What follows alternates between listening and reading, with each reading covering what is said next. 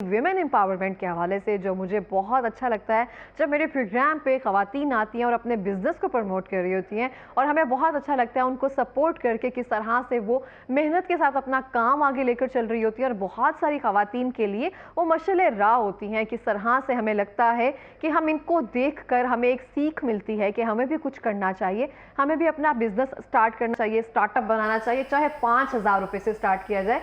एक हमें किक ज़रूर मिलती है थोड़ी देर के लिए। किसी को देखकर हम मोटिवेट ज़रूर होते हैं कि कल से मैंने अपना ये काम शुरू करना है, मैंने इंडिपेंडेंट होना है, मैंने किसी से पैसे नहीं लेने हैं। बहुत सारी चीज़ों में ये चीज़ें शामिल हो जाती हैं और बहुत अच्छा लगता है ऐसी ख़वातीन को सपोर्ट करके जो अपने काम में माहिर होती हैं और बहुत खूबसूरती के साथ अपने काम और अपनी जिम्मेदारियां जो हैं, घर की जिम्मेदारियों के साथ वो सब चीज़ें सरअंजाम दे रही होती हैं। तो इनका वेलकम करेंगे अपने प्रोग्राम में। मेरे साथ स्टूडियो में मौजूद हैं सरवत बतूल साहिबा जो कि एजुकेशनलिस्ट हैं और माइंडसेट कोच भी हैं। उनके साथ मौजूद हैं फौजिया जावेद साहिबा जो कि ब्लॉक पेंट आर्टिस्ट हैं। अस्सलाम वालेकुम। वालेकुम अस्सलाम। कैसी हैं आप दोनों? बहुत शुक्रिया आप दोनों का प्रोग्राम में आने के लिए फर्स्टली, और आप दोनों बहुत अच्छी लग रही हैं माशाल्लाह। Thank you. You are also looking fabulous. Thank you so much. जब हम ख़वातीन एक दूसरे की तारीफ करती है ना तो मतलब कि बैक पे हमारी तारीफ कर दो।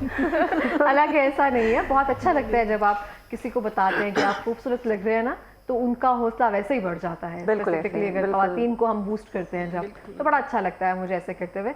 अच्छा, बहुत सारी ऐसी चीज़ें हैं जो सरवत आपसे मैं डिस्कस करना चाहूँगी। शुरू आपसे करते हैं, फिर फौजिया आप पे आते हैं हम।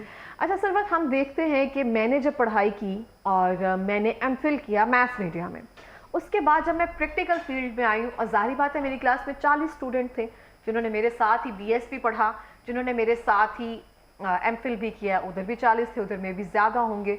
उसके बाद ऐसे ही हम बैक ऑन जाते जाएं।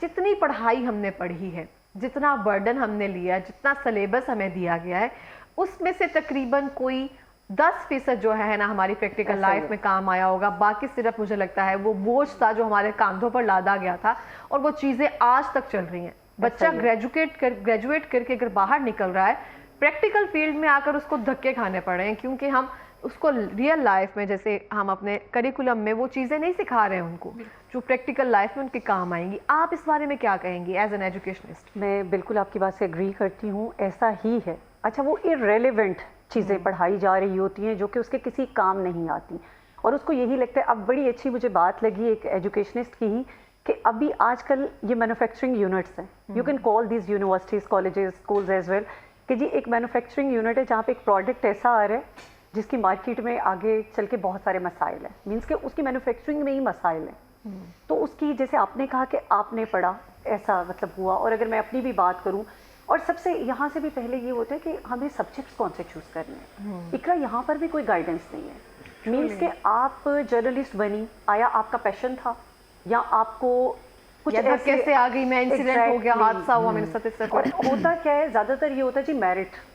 हम लोग देख रहे होते हैं हमारा मेरिट फलां डिपार्टमेंट में हग है, तो हम लोग वहाँ चले जाएंगे। एग्जैक्टली। और वो यूनिवर्सिटी के नाम की वजह से कि इतनी नामवर यूनिवर्सिटी है तो डिग्री वहाँ की ऐसी होगी, तो किसी भी उस सब्जेक्ट में दाखिला ले लिया जाए। हमें टैग चाहिए कि फलां इदारे का पढ़े। हालांकि ये चीज़ें बड़ी, बहुत सारे मसाइल हैं। इस पर तो एक लॉन्ग डिबेट है हमारे एजुकेशन सिस्टम में, जिसमें रिफॉर्म्स लाने की, जैसे आपने बात की, हमारा जो है करिकुलम वो आउटडेटेड है, हमारा जो स्टाफ है टीचर्स का वो अनट्रेंड है। मीन्स के जो ज़माने के तकाजे हैं, जैसे कि हज़रत अली का बड़ा खूबसूरत फरमान भी है कि अपने बच्चों को ज़माने के लिहाज से, ज़माने के तकाज़ों के लिहाज से मतलब परवान चढ़ाओ। अब वो आपके जैसे नहीं हो सकते।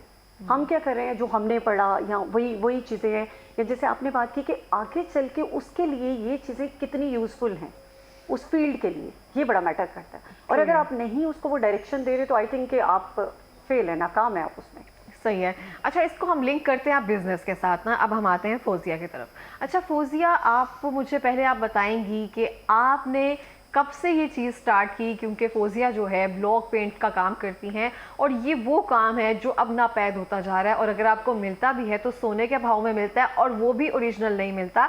ऑफ द कैमरा मैं इनसे यही बात कर रही थी कि जो भी मैंने अगर बाय किया है ब्लॉक पेंटिंग का, वो किस तरह से रंग छोड़ता है, उसमें क्या खासियत नहीं होती है, तो वो चीज़ें जो हैं आपको भी पता होगा फौजिया, आप काम कर रही हैं, ये चीज़ें ना अब नापैद होती जा रही है, हो रही है, तो बड़े बड़े डिज़ाइनर्स, ब्रांड्स जो हैं वो इसको यूज़ कर रहे हैं।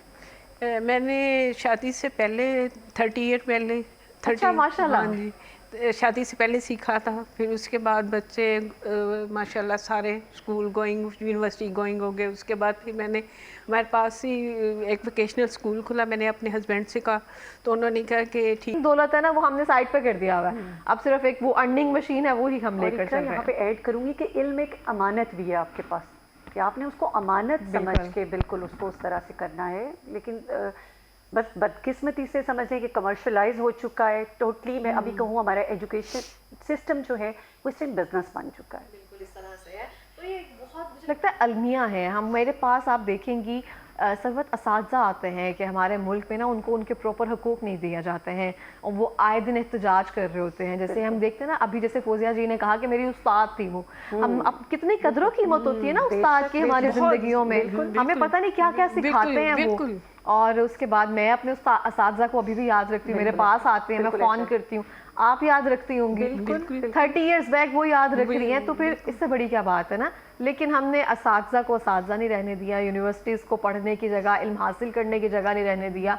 वो चीज़ें हम अपने, मेरी अम्मी कहती हैं कि पहले लोग भी खालिस थी, खाने भी खालिस थे, अब ना लोग खालिस हैं ना खाने खालिस हैं, और अब वो चीज़ें ख़त्म होती जा रही हैं। तो कैसे हम इन चीज़ों से अपने बच्चों को करीब कर सकते हैं, आप इस बारे में क्या कहेंगी? अच्छा, यहाँ पर दोनों को, अगर हमें टीचर्स की भी बात करूँ और स्टूडेंट्स की भी बात करूँ, तो आई थिंक कि यहाँ पे भी हमें अवेयरनेस देने की बहुत ज़रूरत है। पहली बात तो ये है कि देखिए, एजुकेशन विदाउट स्किल्स, राइट, हम एजुकेशन देते हैं और उसमें हम लाइफ स्किल्स को ऐड नहीं करते। Life skills are very important, कि आपने ज़िंदगी में आगे चल के करना क्या है, आपने किस तरीके से करना है, तो ये चीज़ें बड़ी मैटर कर रही होती हैं। और जहाँ तक आपका सवाल है, तो मैंने जैसे कहा कि टीचर्स अपने तौर पर ईमानदारी से, जैसे हमें असातिज़ा मिले, मैं सोचती हूँ हमारे बच्चों को नहीं मिले। आज अगर हम यहाँ पे हैं तो इसमें हमारे वालिदैन के बाद बहुत बड़ा किरदार हमारे असातिज़ा का है। और वो इकरा ये होता था कि वो जब लेक्चर पढ़ाते थे, सब्जेक्ट पढ़ाते थे, तो एथिक्स पे भी बात करते थे।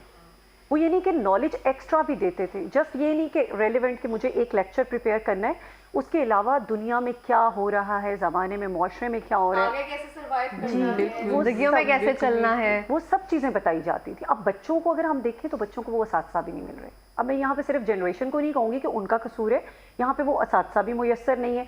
अभी अगर बात की जाए मॉनेटरी टर्म्स में, उस्ताद को तो अभी कभी आप पे ही नहीं कर सकते। देखिए, उस्ताद को कभी भी पैसे से आप थैंक्स नहीं कह सकते हैं। लेकिन ये हुआ है अभी कुछ सालों में कि हमने टोटली इस एजुकेशन सिस्टम को भी कमर्शलाइज कर दिया, इन द सेंस कि if we are getting handsome amount of money, तो then we will like give our services, और हम तब ऑनेस्ट होंगे।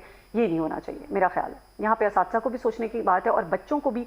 अच्छा, एक मैं यहाँ पे ज़रूर करूँगी कि मुझे जैसे स्टूडेंट्स भी मिले, देखिए वो बाकी असातिज़ा के साथ जैसे भी थे, बट वो मेरी बहुत रिस्पेक्ट करते थे। और उसमें रीज़न क्या थी कि हम बच्चों के साथ बिल्कुल उनको समझें, उनकी उस चीज़ को अंडरस्टैंड करें, ना कि अपना बस जस्ट लेक्चर डिलीवर किया, उनको थोड़ा सा समझें और फिर उनको ले करके चले, उनसे थोड़ी फ्रेंडशिप करें, दोस्ती करें थोड़ा सा।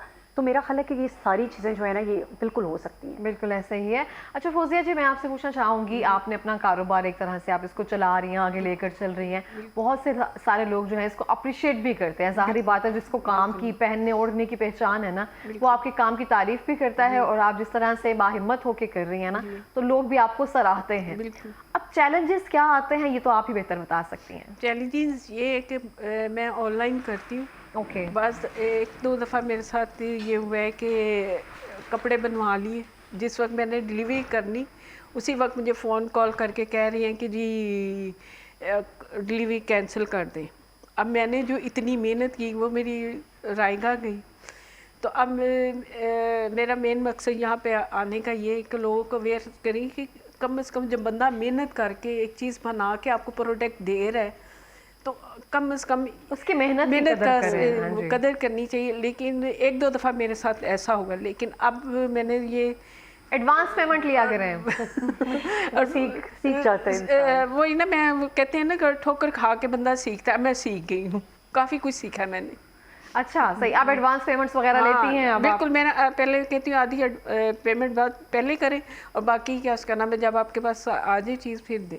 बिल्कुल इस तरह से है, बिजनेस का असूल भी होना चाहिए। लेकिन मैं वॉल सिटी वालों को दे रही हूँ, उनका ये कि प्रोडक्ट ले लेते हैं, मुझे ये पता है कि उनसे मुझे जो मैंने उनको कॉस्ट दी, जो मेरी आई है, उन्होंने मुझे एज इट इज़ पेमेंट करनी है, चाहे वो उनका एक टाइम लिमिट होता है, तब वो मुझे अच्छा माशाल्लाह, वॉल सिटी वालों के साथ भी काम कर रही हैं, क्योंकि वो जितना भी हमारा विरसा और विरसा सकाफत है, है ना, हाँ, उसको बिल्कुल, महफूज करने की कई हद तक कोशिश जरूर कर रहे हैं। लेकिन ये कि अप्रिशिएट कर रहे हैं वो मेरे काम को। अच्छा, सही हो गया, क्योंकि काम है ही इतना खूबसूरत।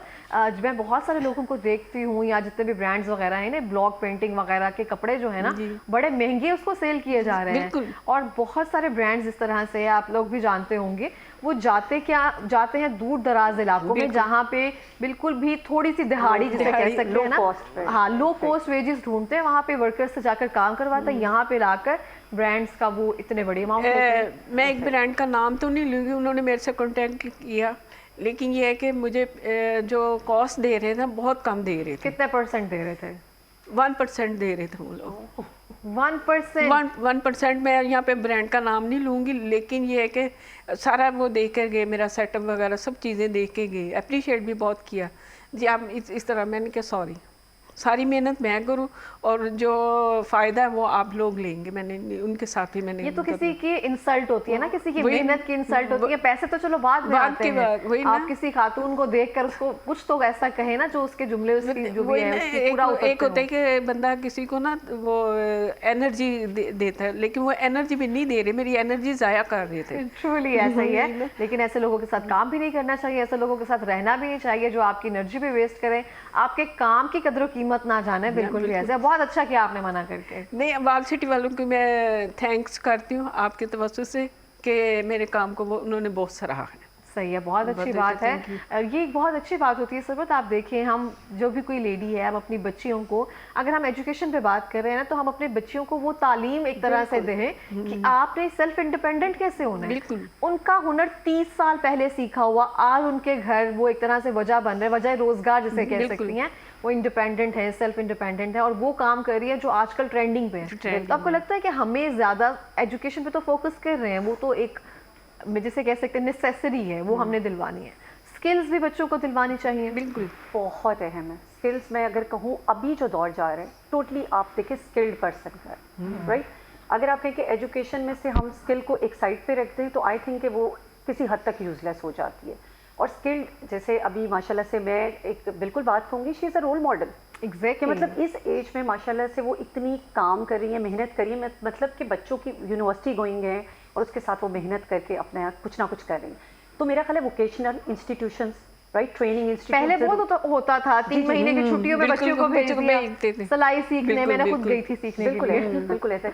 अब हमारे पास चूँकि ख़वातीन भी इतनी, वो जैसे हम ख़वातीन के एम्पावरमेंट पे काम कर रहे होते, तो हमारे पास ख़वातीन इतनी होती हैं, और वो जो टैलेंटेड हैं माशाल्लाह से, जिन्होंने मीन्स के काम सीखे हैं, कोई ना कोई स्किल, इस टाइम वो घर बैठी अर्न कर रही हैं बहुत अच्छे से। तो आई थिंक स्किल मस्ट होना चाहिए, वोकेशनल इंस्टीट्यूट्स, ट्रेनिंग इंस्टीट्यूट्स होने चाहिए ऐसे। बिल्कुल इस तरह से। और पहले बहुत ज्यादा ये ट्रेंडिंग पे होता था, बिल्कुल हर गली मोहल्ले में कहीं ना कहीं ये ट्रेनिंग इंस्टीट्यूट मौजूद होते थे। सबको पता था कि समर कैंप लगने हैं, बच्चियों को भेजना है, ये सब चीजें सिखानी है, ये सब चीजें करनी है।